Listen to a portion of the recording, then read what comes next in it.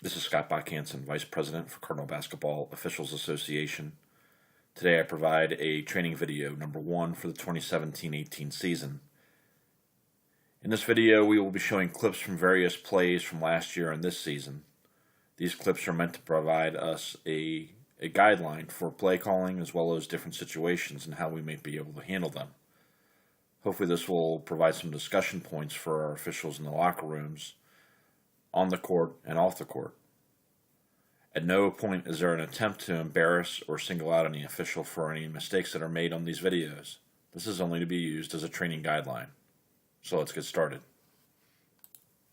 In the first clips of this video, we'll be looking at slapping the backboard, which seems to be a hot topic over the last few years.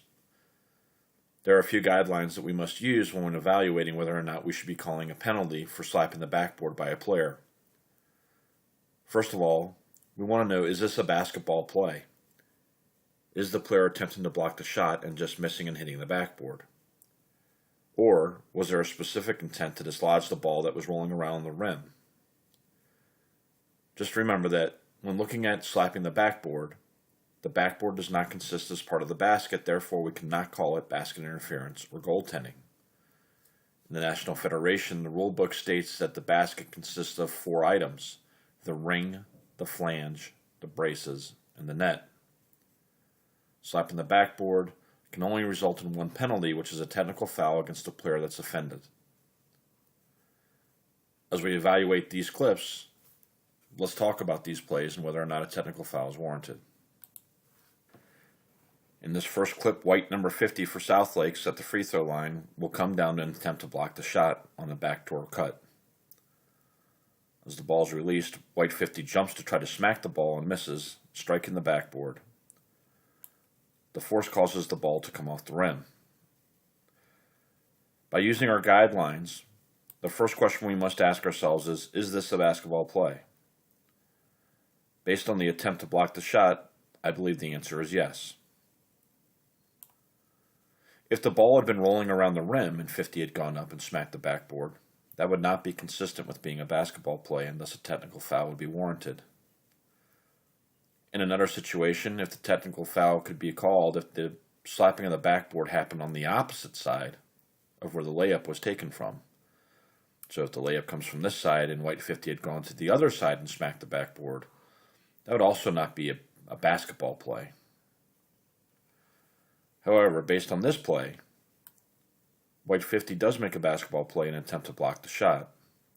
Just because he's strong and the force of the attempted block shakes the backboard should not result in a technical foul. The officials in this play do not call technical foul, correctly so. In this play, a pass will come across the court for a layup. Red number 2, the defender on the backside, will attempt to block the shot. As we go through this play, red 2 jumps up, attempts to block the shot, and misses. We noticed immediately the lead official blows his whistle,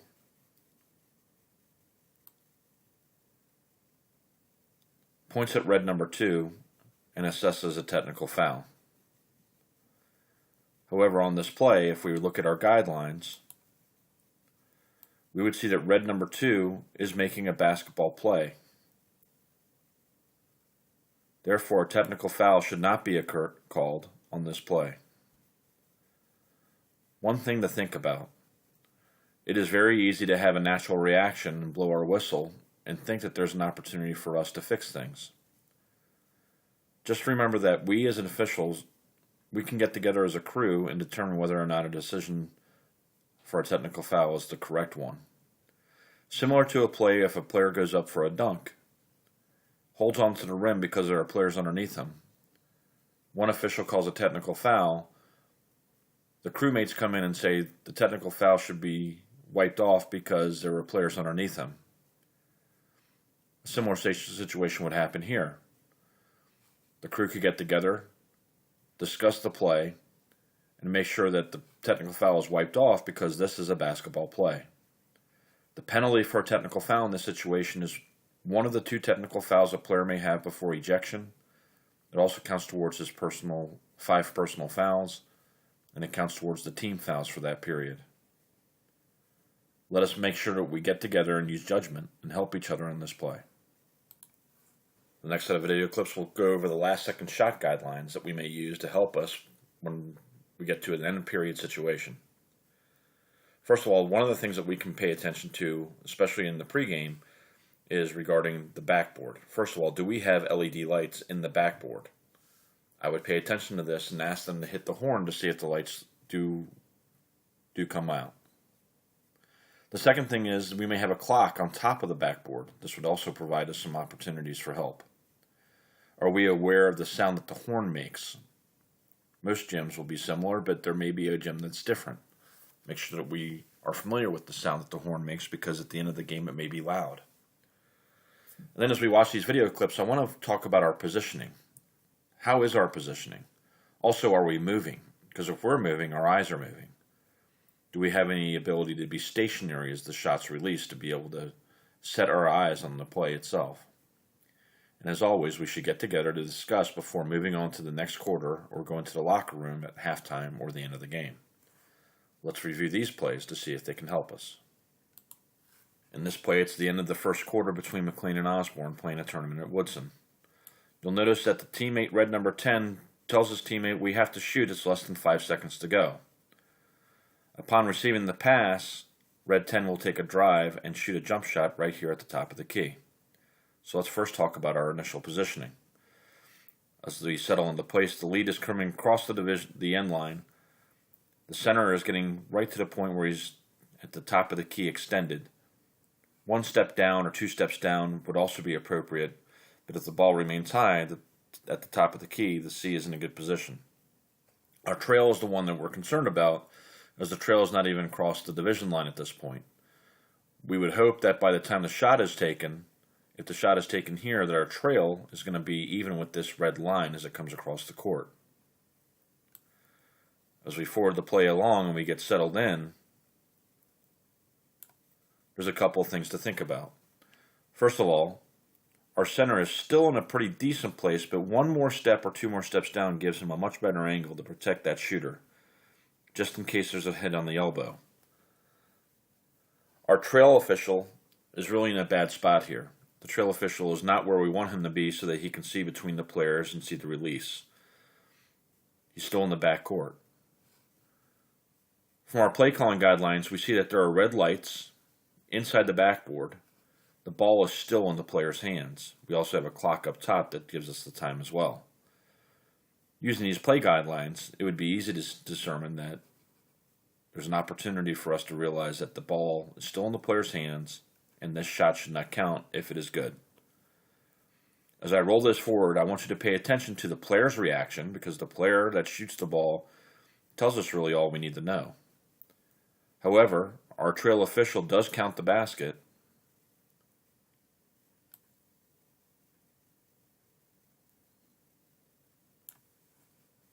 Great reaction. Trail official counts the basket, which causes the bench area here to be upset about the call. Instead of letting that escalate, we just tell them, "Hold on, let me talk to him first," and we go from there. This is the point that's very important for us as officials. We need to get to our partner before he gets to the table to finalize the report on this. As the trail comes over, the center and the trail get together and have a conversation. This video does get clipped out, unfortunately, by the school, but I will tell you that we also brought in our third official just to make sure that we were all on the same page. The correct mechanic to use here is we provide the information to the trail. The trail took this information and then went to the table and wiped the basket off. In this next video clip, we'll look at a game between Forest Park and Hilton. A tie score in the fourth quarter with 6.2 seconds to go. Forest Park is about to take a jump shot. This shot will rebound out towards this free throw line area. And we'll watch the play all the way through, because I want to make sure that you pay attention to a couple of things. First of all, do we have LED lights? Is there a clock on top? Are we moving or are we stationary? And what does our position look like as the shot's released from midcourt?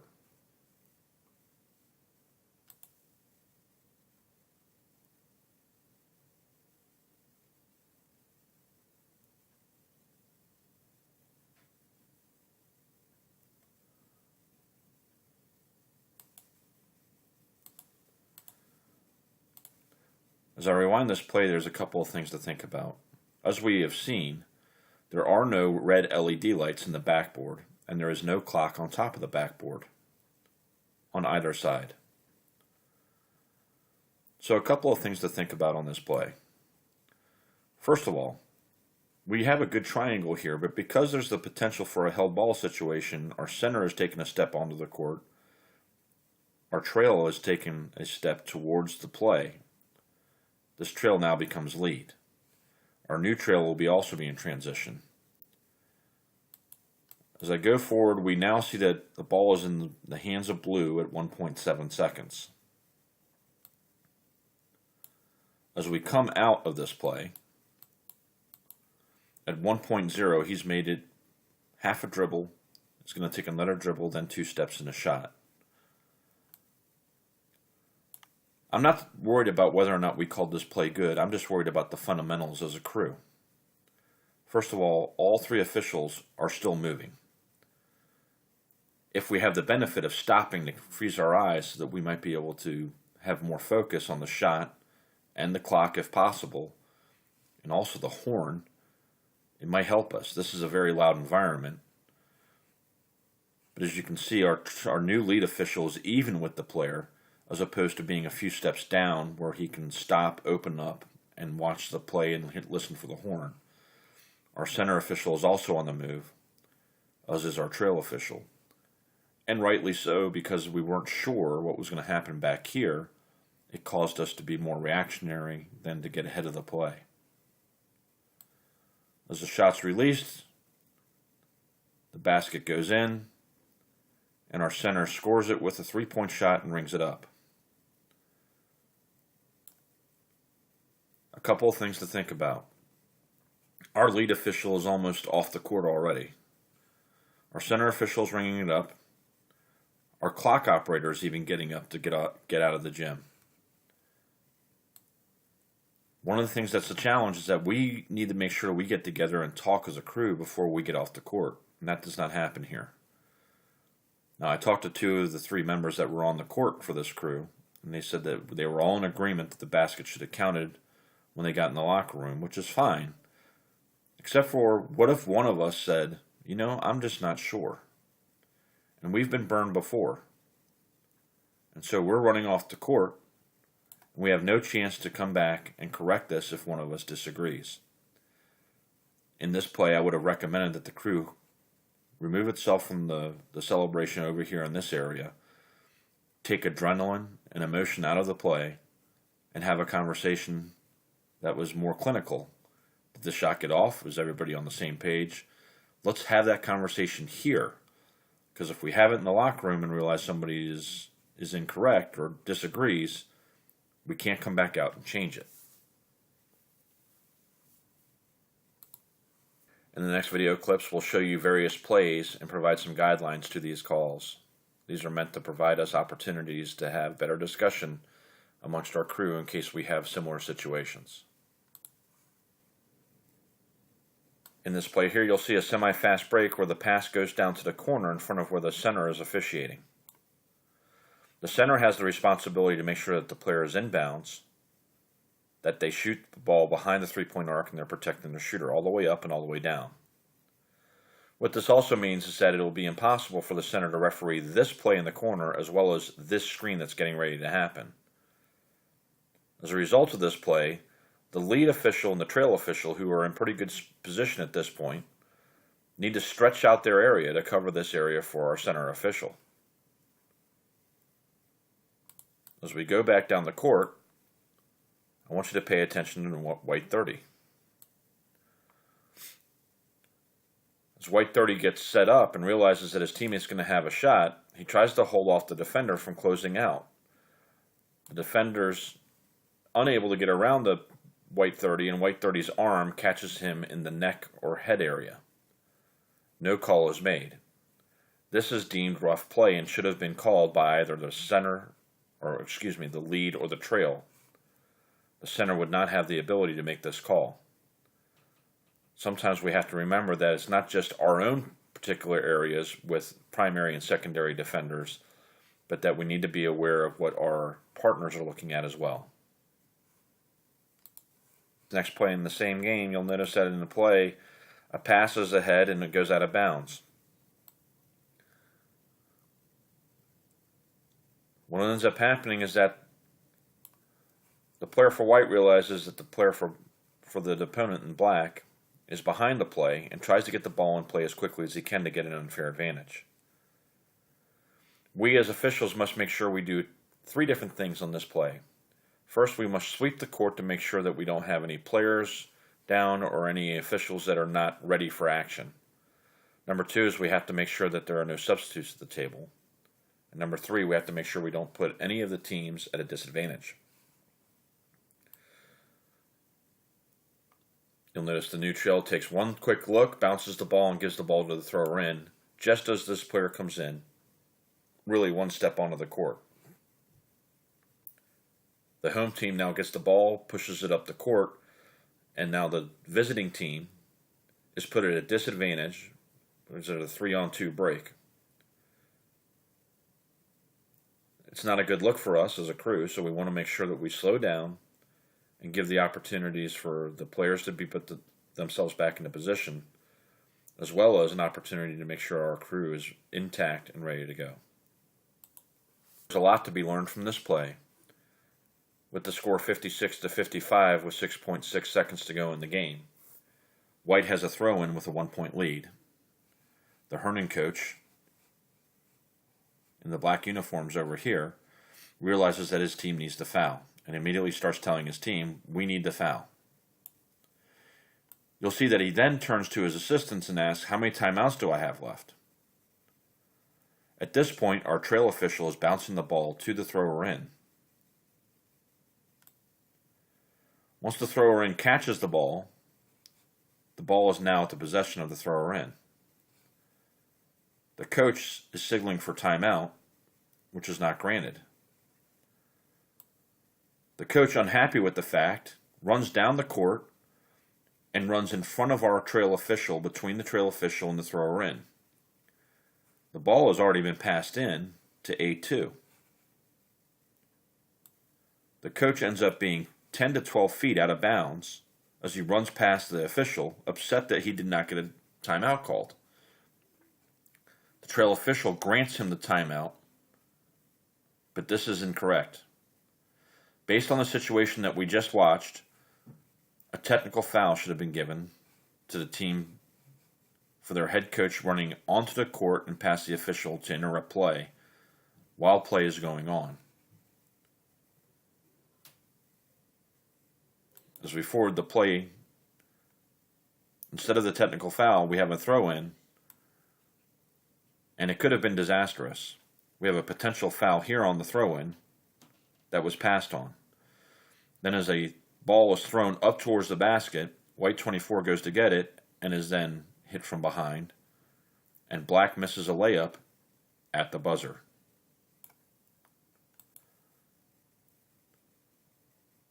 Please note that this is not an opportunity for us to, we're not trying to single out any official here that made a mistake. However, this should not happen. If that layup would have been made, we would have been in much worse shape than where we are today. In this play here, we look at a travel that is called. And I want to make sure that we're paying attention to the pivot foot. Black 44 goes in and makes a stop, steps through, and shoots the ball. We are incorrectly calling a travel play on this move. Let's go back and evaluate step by step. As Black 44 comes to a stop just inside the three-point arc, it's easy to see that the right foot is the pivot foot for the player. She will then step through with her left foot while keeping her right foot on the ground. She is allowed to pick up this foot. It is not a travel until that foot returns back down to the floor. So as we look through this play one more time, you'll notice that the player holds her position with her right foot, steps through with her left foot, and has a good fundamental play that we penalize, which is incorrect. This next play has to do with two plays. It's a backcourt call and then bench decorum. As we watch this play go through, we'll notice that the orange player alights from the backcourt, catches the ball, and there's a backcourt call. The coach immediately jumps off the bench and comes over to yell at our official. He comes out of the box screaming and has a second motion right here that is unaddressed. Another official comes over and is also verbalized and attacked. We cannot allow this. Bench decorum is of utmost importance, especially with the new rule change of the 28 feet. This official should have given a technical foul to the coach. A warning is not needed. Technical foul for behavior would have solved this issue.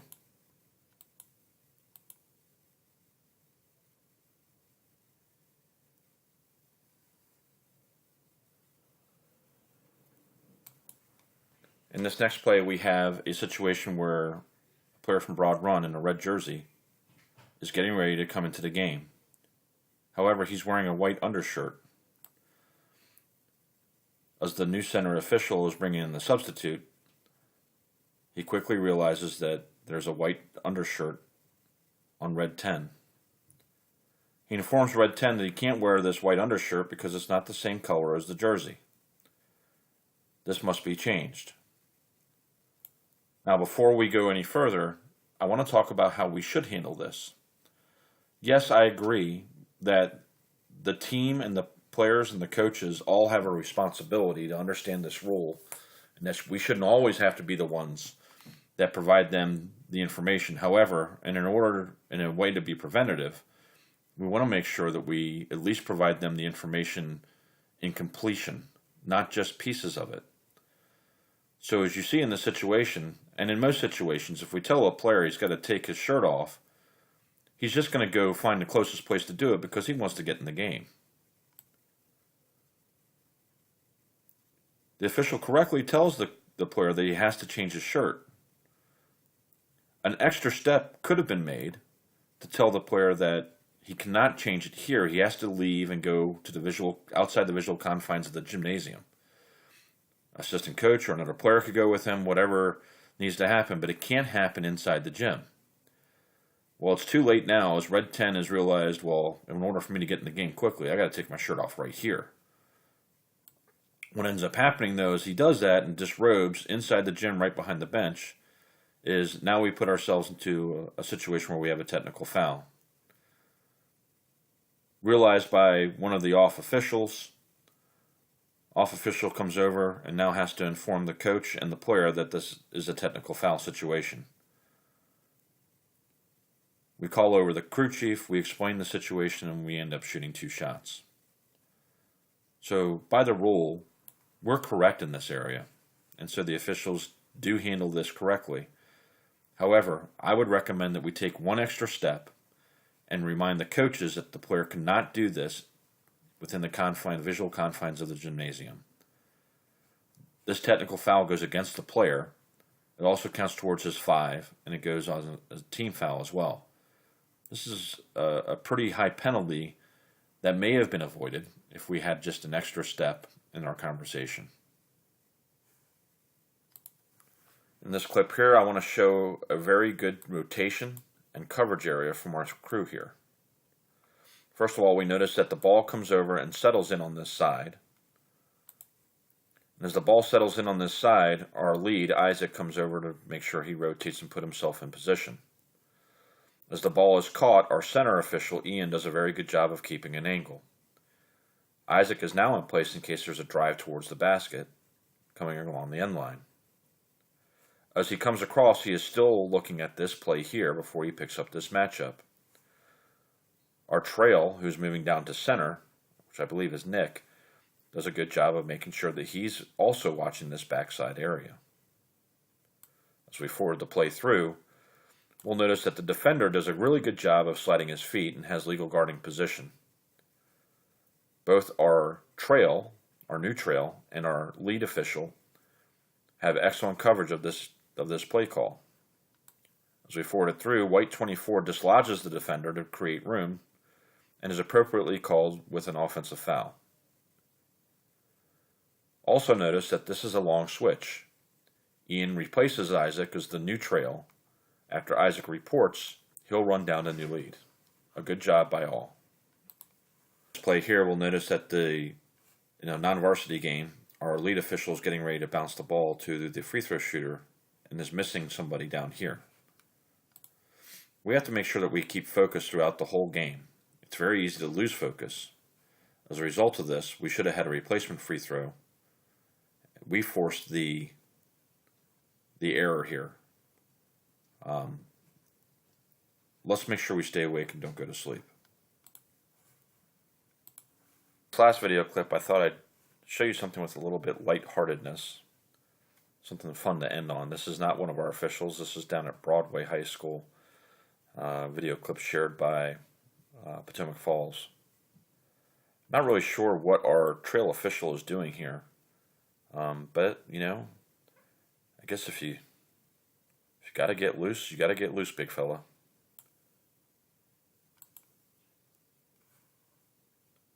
At any rate, I hope that you've enjoyed this video and that there's an opportunity for us to learn. So as you look at these videos, I want to thank you for your time, and I wish you all a happy holidays, and hopefully we'll be able to put another one of these videos out before the playoffs start. Thanks, and have a great day.